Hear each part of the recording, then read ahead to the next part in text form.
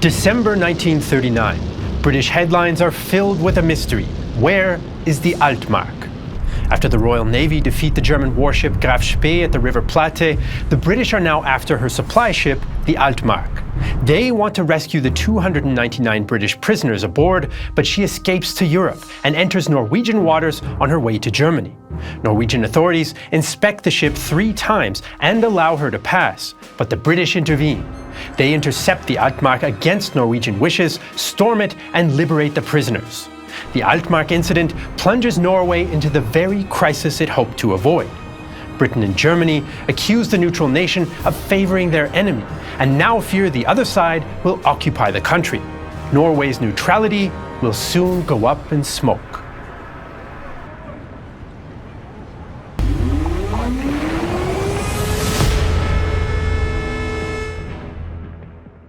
In September 1939, neither Britain and France nor Germany have given much thought to Norway, although both sides expected to align with the Allies.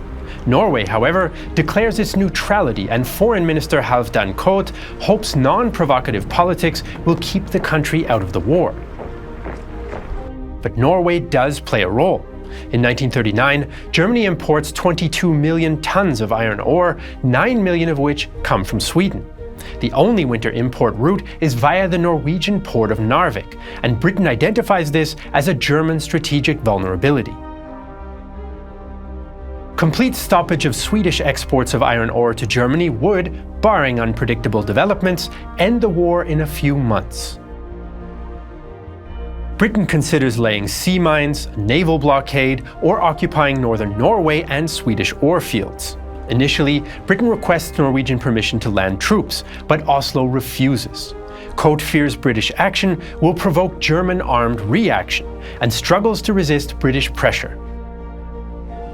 Politically, ideologically, nationally, and personally, my affinity, as well as that of the nation, rested with the Allies. Still, the British had a demanding attitude that was difficult to accept, and continuously forced their issues onto us instead of negotiating affably. Instead, the ongoing winter war between Finland and the Soviet Union provides a useful pretext. Britain and France develop occupation plans ostensibly based on helping Finland, but scrap them when the winter war ends in March 1940. Britain is out of options, so some, especially First Lord of the Admiralty Winston Churchill, push for mining Norwegian waters and German rivers. If the Germans retaliate, which London expects, an additional part of the plan, called R4, prepares troops for a rapid occupation of northern Norway.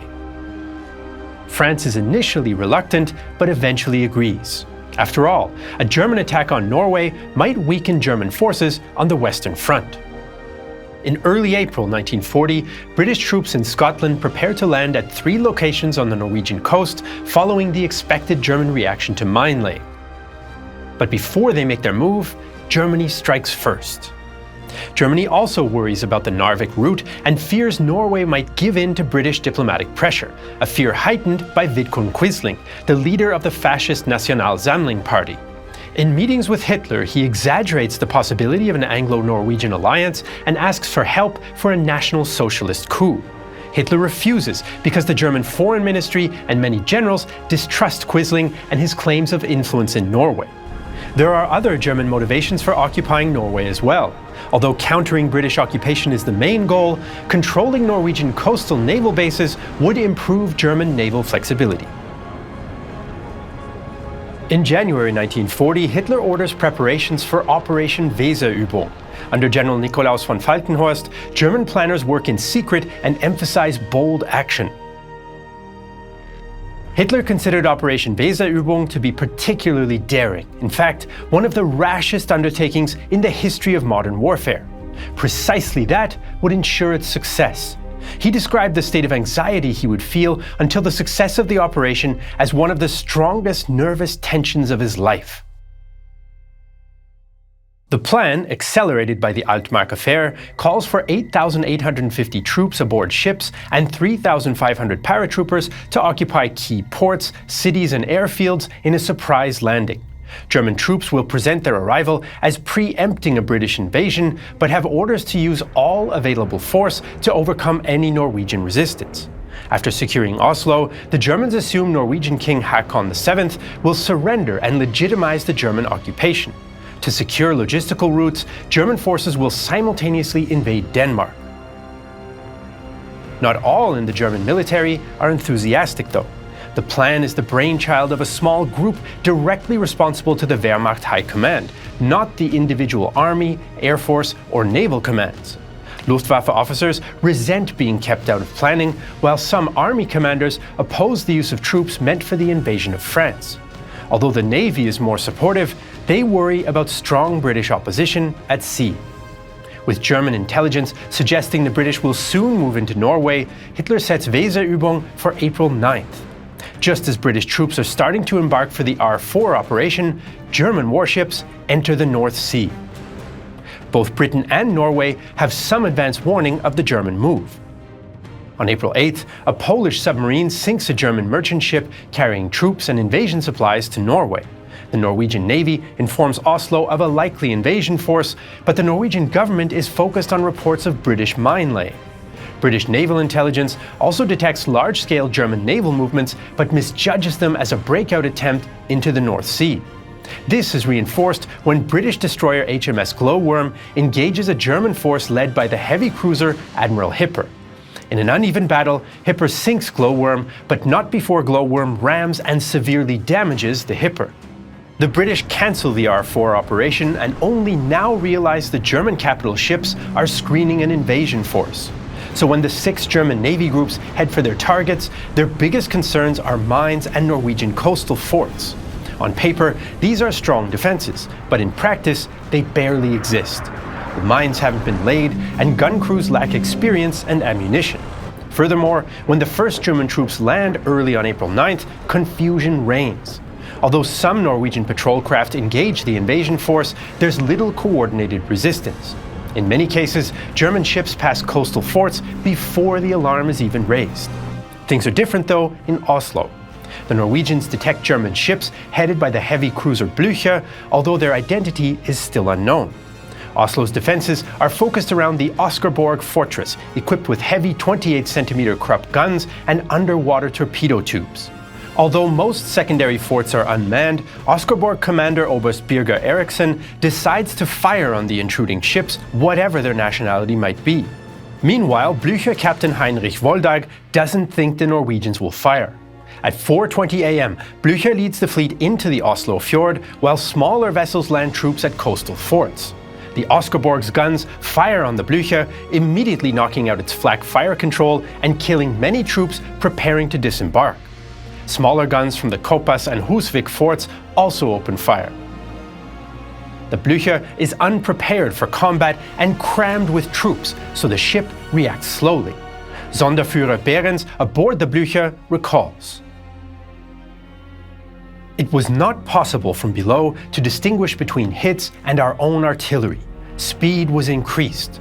Suddenly, the cruiser was violently shaken and shifted sideways. The engines shut down and the lights went out, emergency lighting turning on shortly after. Nobody could tell us what had happened. 2 of the Oscarborg's torpedoes hit Blücher, igniting stored ammunition. With fire spreading, Woldag orders to abandon ship. Inexperienced troops quickly flee, leaving bulkhead doors open and helping the spread of fire and seawater. As the Blücher rapidly sinks, the Norwegian guns turn on the heavy cruiser Lützow, forcing it to retreat. Oslo's defense, though, is short-lived. After an air battle between German Me-110s and Norwegian Gloucester Gladiators, German troops land at Oslo's Fornebu airport and advance from the landward side, capturing the city by 2 p.m. 21-year-old Gunnar Sonsteby is surprised to see German troops in the streets on his way to work. Everyone I met was as stupefied as me.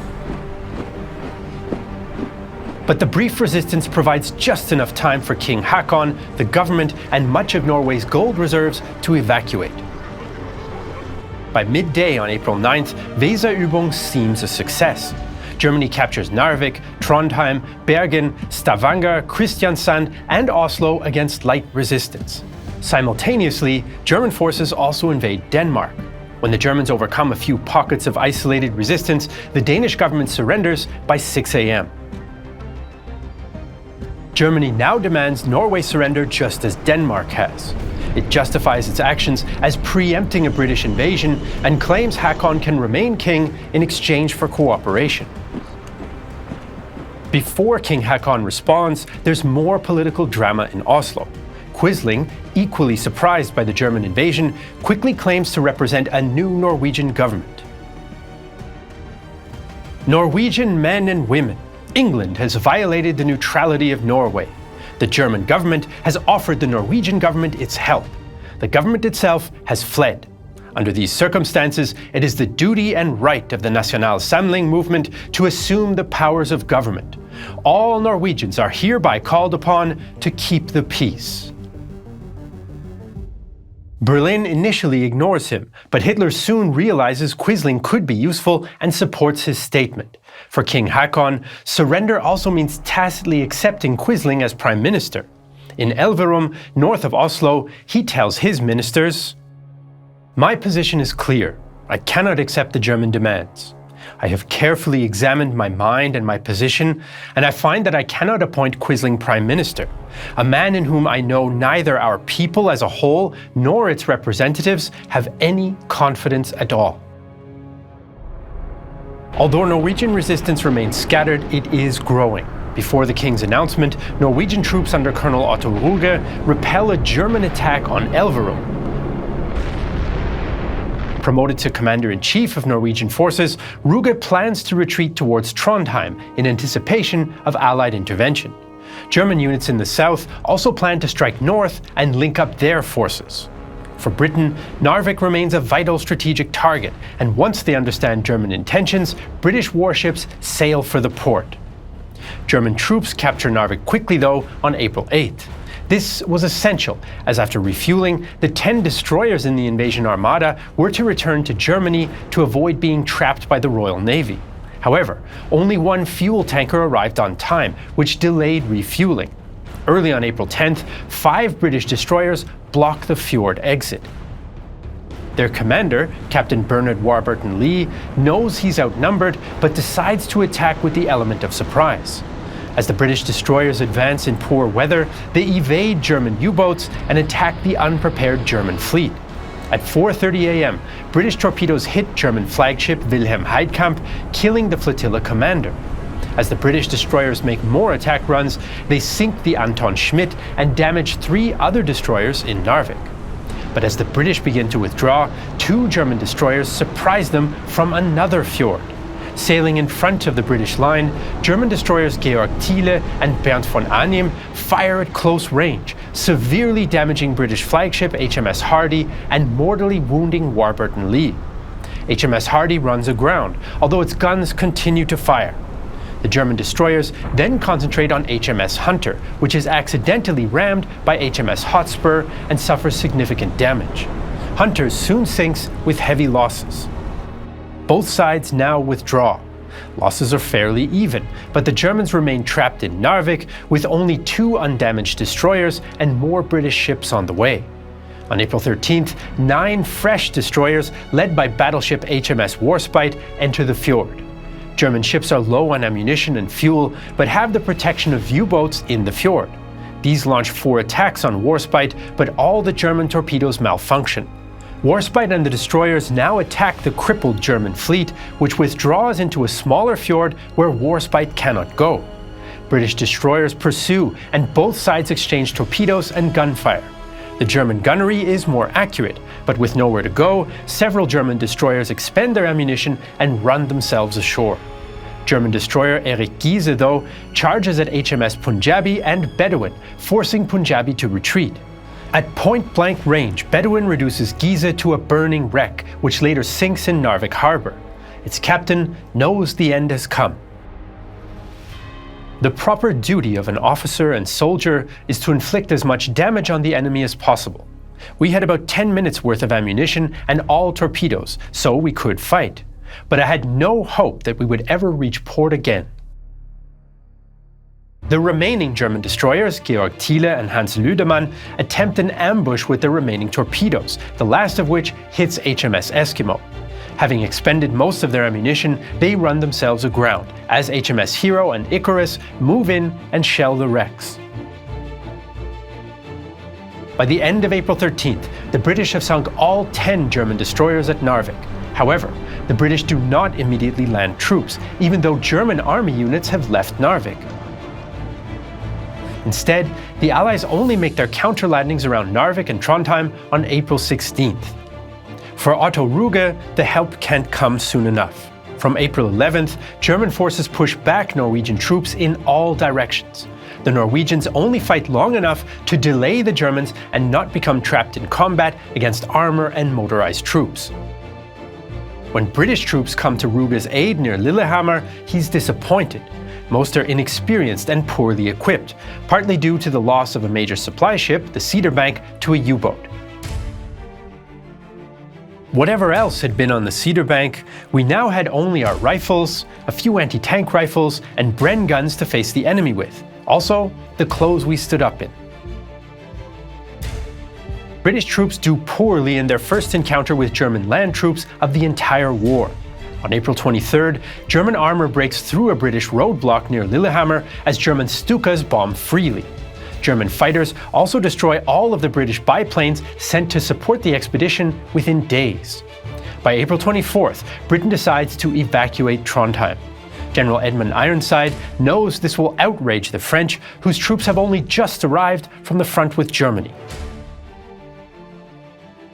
I have now issued the orders for the eventual evacuation of the Central Norway force on a military basis.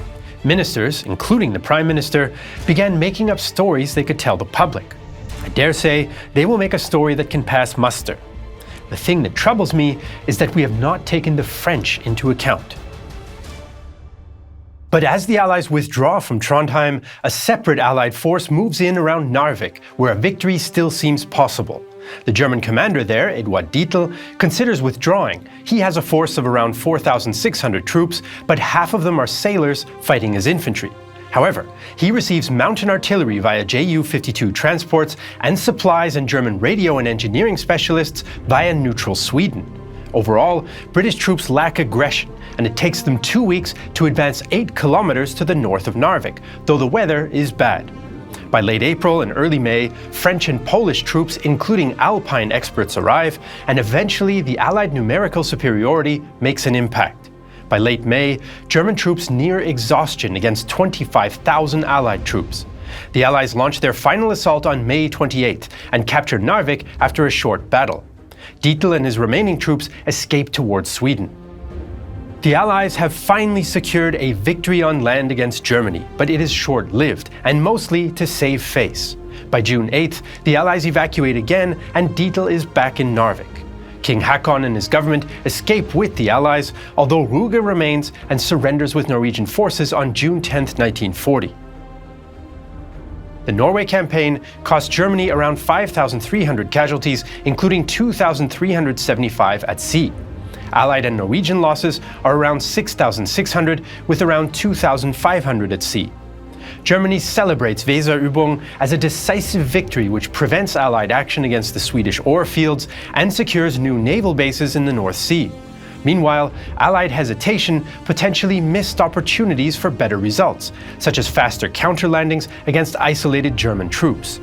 Hitler considered retreating from Trondheim or Narvik several times and later described the Allied inaction. From a military point of view, it can only be described as frivolous dilettantism. But was Weserübung worth it for Germany? Although the campaign suffered light losses on land, it arguably crippled the Kriegsmarine for the remainder of the war. In addition to the Blücher and the 10 Narvik destroyers, Germany lost 2 light cruisers, 6 U-boats, and 10% of their transport capacity, severely reducing the navy. While the Royal Navy also suffered losses, including HMS Glorious during the final evacuation, it could sustain these losses. Larger German capital ships like Gneisenau and Scharnhorst also require extensive repair after an encounter with HMS Renown on April 9th. In the longer term, the German occupation of Norway eventually increases to 300,000 men, a large garrison for a secondary theatre. Meanwhile, ore exports from Narvik plummet throughout the war to negligible levels. But Hitler's not worried about these problems in summer 1940. Navies are essential for long, drawn-out global wars, and he intends to fight a short, sharp war in continental Europe. Victory in Norway adds to the growing impression of German military invincibility and vindicates the strategy of bold and even reckless action. As Allied troops evacuate Norway in late May, they already know that Hitler has launched his next major gamble, one which will make the Norwegian bases unnecessary and perhaps even win the war: the invasion of France. Not even 5 years after the Battle of France, the tide had turned dramatically for Nazi Germany. American, British and Free French troops were crossing the German border and approaching the Rhine River, while the Red Army was about to cross the Oder and storm the Reich capital, Berlin, where Hitler is holding out in his bunker. If you're interested in these last weeks of the Second World War, which don't always get the attention in traditional documentaries that they deserve, we produced 2 series with a total runtime of over 8 hours. Rhineland 45 covers the last set-piece battle in the west, the Allied advance into the lower Rhine region, and the eventual crossing of the Rhine. 16 Days in Berlin is a day-by-day retelling of the Battle of Berlin, the dramatic climax of World War II in Europe. Both series use detailed maps and animations, feature expert interviews, and were filmed on original locations. Unfortunately, we can't upload these documentaries to YouTube because of their uncompromising portrayal of the Second World War. So where can you watch 16 Days in Berlin and Rhineland 45 ad-free and in 4K resolution? On Nebula, a streaming service we're building together with other creators where we don't have to worry about advertising guidelines or the almighty algorithm. Nebula is available in 4K resolution in your browser, on your smartphone, smart TV, or streaming box like Apple TV or Roku. If you go to nebula.tv/realtimehistory, you can watch 16 Days in Berlin, our other original documentaries, Rhineland 45 and Red Adams, as well as a host of other smart creators, and all that for just $36 for an entire year. Right now, you can also get the Nebula Lifetime membership. Pay once and get access to everything Nebula has to offer for as long as you and Nebula exist. The lifetime membership allows us to invest in more original content and improve the platform for everyone. 1/3 of your lifetime membership will also support us at Real-Time History directly. The events in Norway 1940 overlapped with the fighting in the Atlantic and the Winter War in Finland. If you want to learn more about these events, check out our previous episodes. As usual, you can find all the sources for this video in the video description below. If you're watching this video on Nebula or Patreon, thank you so much for the support. I'm Jesse Alexander, and this is a production of Real-Time History, the only history channel that knows where the Altmark is, 140 kilometers in that direction.